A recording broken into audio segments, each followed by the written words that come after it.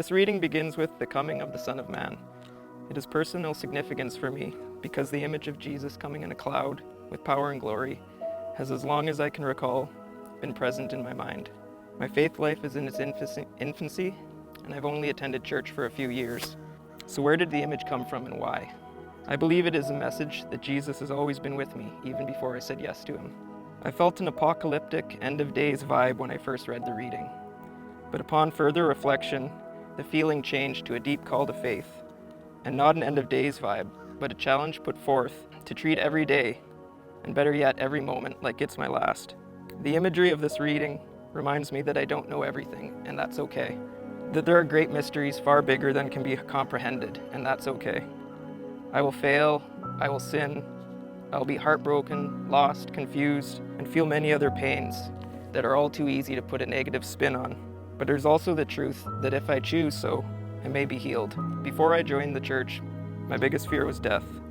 I did everything in my power to stave off the thought of it, and I tried to live life in an overly controlled manner, something I still struggle with today. Because death was something I knew I'd face. It was something that was uncontrollable.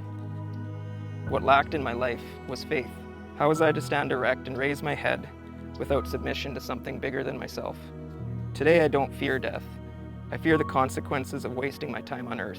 I fear being unproductive, not showing my wife the love she deserves, being distant with my children, and more generally, failing. I didn't extinguish fear from my life, but I now have a healthier relationship with it. A healthy fear surrounding the consequences of my actions can be guides for me that may help me lead failures into successes if I so choose. My delusion is that I can easily pick out the failures in life, but I have a hard time defining what I would call successes.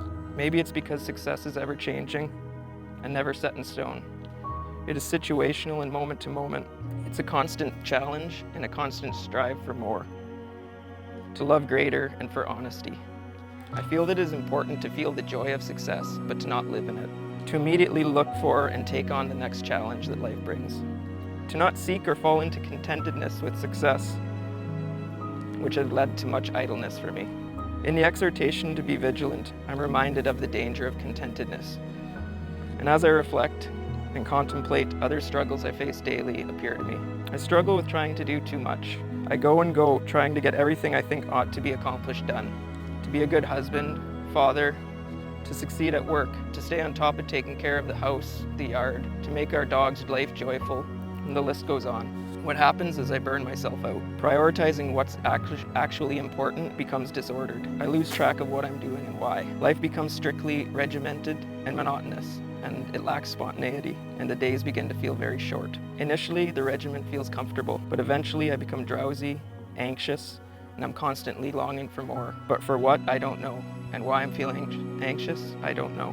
As the reading proclaims, it catches me by surprise like a trap. I spin out feeling like I don't have time to fully engage in anything. And the result is nothing feels complete. I've distanced myself from God. My vigilance has been misplaced and misused, and my faith was put on the shelf.